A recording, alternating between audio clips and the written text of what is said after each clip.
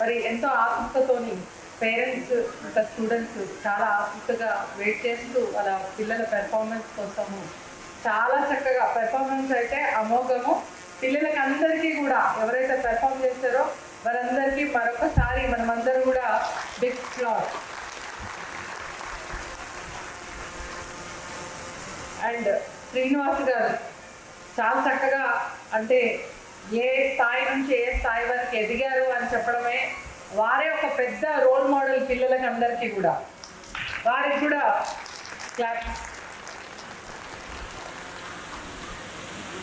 మరి శ్రీనివాస్ గారు చాలా చక్కగా వివరించడం జరిగింది ఏ విధంగా వారు కెరియర్ స్టార్ట్ చేశారు. మరి తర్వాత ఆల్ ఓవర్ ఇండియాలో దాదాపు 25 స్కూల్స్ 22 ఇయర్స్లో పెట్టడం అంటే ఆషామాషి కాదు. I really appreciate your dedication towards education.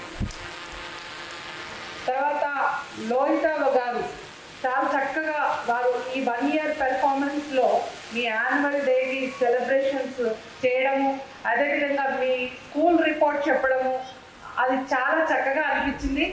పిల్లల్ని ఎదుగుదల చేసి సొసైటీకి ఒక చక్కటి సిటిజన్గా తీర్చిదిద్దే అవకాశం కేవలం ఒక స్కూల్కే ఉంటుంది. ఆ స్కూలు ప్రతిభని మనం గుర్తించి మన పిల్లల్ని అందులో జాయిన్ చేసి వాళ్ళని భవిష్యత్ తరాలకి ఒక మంచి సొసైటీగా తీర్చిదిద్దే అవకాశం ఇచ్చేందుకు స్కూల్ తోడ్పడుతుంది. అదేవిధంగా తల్లిదండ్రులు ఎవరైతే ఇక్కడ కూర్చొని ఉన్న తల్లిదండ్రులు అందరికీ కూడా విజ్ఞప్తి చేస్తున్నా, చాలా చక్కగా భవిష్యత్ అంతా కూడా మన పిల్లలే. మన పిల్లల భవిష్యత్తు బాగుండాలంటే ఫస్ట్ ఇంటి నుంచి మొదలు కావాలి. ఆ ఇంటి నుంచి మొదలు కావాలంటే ముఖ్యంగా మాతృమూర్తి చాలా పెద్ద పాత్ర పోషిస్తుంది. మరి ఆ పెద్ద పాత్ర పోషిస్తున్నప్పుడు నేను ఒకటే విజ్ఞప్తి చేస్తున్నా, పిల్లలకు కానీ తల్లిదండ్రులకు కానీ మాతృమూర్తిని, మాతృభాషని, మాతృభూమిని మాత్రం మర్చిపోవద్దు.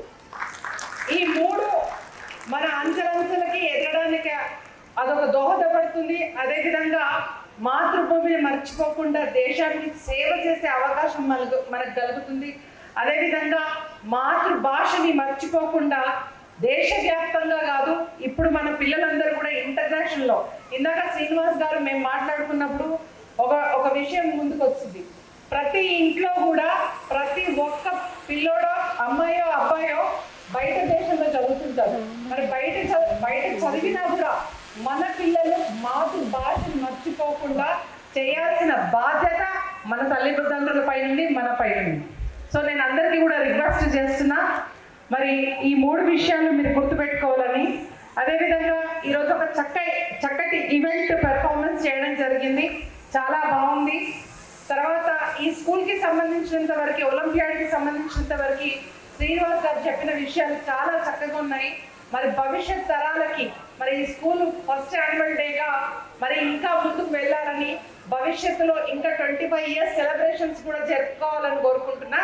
అదేవిధంగా మీరు స్కూల్లో జరిగిన విషయాలన్నీ కూడా క్లుప్తంగా లోహిత గారు ఎక్స్ప్లెయిన్ చేయడం జరిగింది.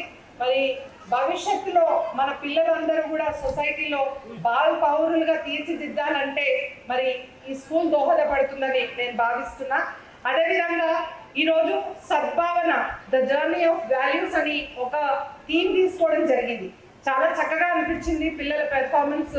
దాంట్లో సద్భావన ఫీలింగ్ కలిగించినందుకు మరి పిల్లలకు అందరూ కూడా ఎవరైతే పెర్ఫార్మ్ చేస్తారో వారందరికీ కూడా మనస్ఫూర్తిగా నా శుభాకాంక్షలు. తర్వాత నేను ఎంత చెప్తామనుకున్నాను, శ్రీనివాస్ గారు అన్నారు అరగంట చెప్పండి మేడం అని అన్నారు. కానీ అరగంట కాదు, చెప్పిన 2 వాక్యాలైనా మన మనస్సుకు తట్టే విధంగా ఉండాలని నేను భావిస్తాను.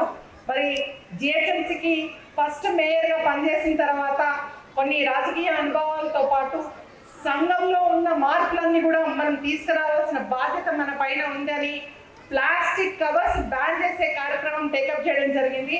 నేను ఇప్పుడు కూడా చెప్తూ ఉంటాను పిల్లలకి, ప్లాస్టిక్ కవర్స్ అనేది మన భవిష్యత్ తరాలకి మరి ఎంత ప్రమాదం అంటే అది 1000 సంవత్సరాలు పడుతుంది ఒక కవర్ డీకంపోస్ట్ కావాలంటే. మరి ప్రతి ఒక్క పిల్లలకు కానీ తల్లిదండ్రులకు కానీ నేను విజ్ఞప్తి చేసేది ఏంటంటే భవిష్యత్ తరాలకి మనం ఒక ఆరోగ్యకరమైన వాతావరణాన్ని మనం ఇవ్వాలంటే మరి ఆ ప్లాస్టిక్ భూతాన్ని మనం తరిమి కొట్టాల్సిన బాధ్యత ఇక్కడ కూర్చున్న ప్రతి ఒక్కరి పైన కూడా ఉంది. మరి అదేవిధంగా ఇందాక నాకు ఒక ట్రీ ప్లాంట్ ఇవ్వడం జరిగింది జ్ఞాపికగా. నేను ప్రతి ఒక్క దగ్గర కూడా చెప్తుంటాను, రాజకీయ సమావేశాల దగ్గరికి వెళ్తే షాల్స్ అనేటివి చాలా గప్పుతూ ఉంటారు, మీరు అందరూ కూడా చూస్తుంటారు. మరి రాజకీయంగా షాల్స్ కాకుండా మరి ప్రతి ఒక్కరూ కూడా మనం ఈరోజు ఒక ప్రతిజ్ఞ తీసుకోవాలా. ఆరోగ్యానికి మరి అదేవిధంగా ఆరోగ్య వాతావరణానికి మనము దాంట్లో భాగస్వామ్యులు కావాలంటే ప్రతి ఒక్కరూ కూడా ఒక మొక్కలు నాటే ప్రయత్నం మనం చేద్దాము. ఎవరికైనా జ్ఞాపకంగా మనం ఇయ్యాలనుకున్నప్పుడు ఖచ్చితంగా ఒక మొక్కనివ్వండి. అది ఆరోగ్యంగా ఎవరో ఒకరు నాటుతారు, అది ఆక్సిజన్ ఇస్తుంది. భవిష్యత్ తరాలకి మీ అందరికీ కూడా తెలుసు మరి ఢిల్లీలో ఏ విధంగా పొల్యూషన్ ఎదుర్కొంటున్నామో, మరి భవిష్యత్ తరాల్లో మన హైదరాబాద్లో మరి పిల్లలు పుట్టిన దానికంటే ఎక్కువ మన వెహికల్స్ పుడుతున్నాయి. మరి ఆ విధంగా మరి ప్రపంచవ్యాప్తంగానే కాకుండా మన హైదరాబాద్లో కూడా భవిష్యత్ తరాలకి మంచి వాతావరణం కలగజేయాల్సిన బాధ్యత మనపై ఉంది. కాబట్టి మరి మనమందరం కూడా మొక్కలు నాటే కార్యక్రమం కూడా చేయాలి. మరి మన ఇంట్లో కూడా మనము ఆక్సిజన్ మరి కార్బన్ డైఆక్సైడ్ రిలీజ్ చేసేది కాకుండా ఆక్సిజన్ ఎల్లవేళలా ప్యూరిఫై చేసే ఇండోర్ ప్లాంట్స్ కూడా మనం పెట్టుకుంటే మనకు కూడా హెల్తీగా ఉంటాం. మరి ఎన్నో కార్యక్రమాలు అప్పుడు మేయర్గా చేయడం జరిగింది, ఎన్నో కార్యక్రమాలు తీసుకోవడం జరిగింది.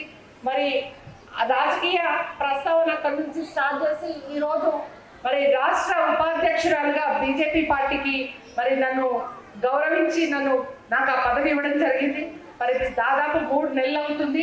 మరి దీంతో యావత్ తెలంగాణ అంతా కూడా తిరిగి మరి ఎన్నో కార్యక్రమాలు పార్టీ తరఫు నుంచి చేస్తూ మరి నరేంద్ర మోదీ గారు చేస్తున్న కార్యక్రమాలన్నీ గడప గడపకు చేరవేస్తూ మరి ఈరోజు మీ ముందుంటూ మరి ఈ స్కూల్కి సంబంధించినంత వరకు లోహిత గారు నన్ను ఈ కార్యక్రమానికి ఆహ్వానించినందుకు వారికి మనస్ఫూర్తిగా కృతజ్ఞతలు చెప్తూ మరి ఈ యాజమాన్యానికి చైర్మన్ అయిన శ్రీనివాస్ గారికి మనస్ఫూర్తిగా ఈ ఇంకా అంచెలుగా ఎదిగి యావత్ భారతదేశంలో ప్రతి స్టేట్లో కూడా మీరు ఇంకా బ్రాంచెస్ పెట్టాలని మనస్ఫూర్తిగా కోరుకుంటూ నన్ను ఈ కార్యక్రమానికి ఆహ్వానించినందుకు ధన్యవాదాలు చెప్తూ సెలవు తీసుకుంటాను.